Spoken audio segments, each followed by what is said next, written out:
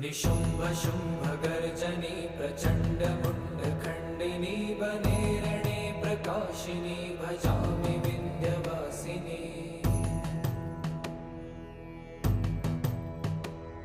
त्रिशूलमुण्डधारिणी धराविघातहारिणी गृहे गृहे निवासिनी भजामि विन्ध्यवासिनी।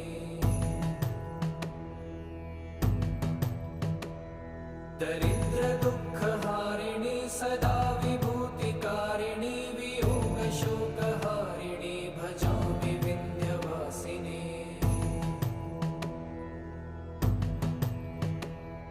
लसत्सुलोललोचनं लतासनं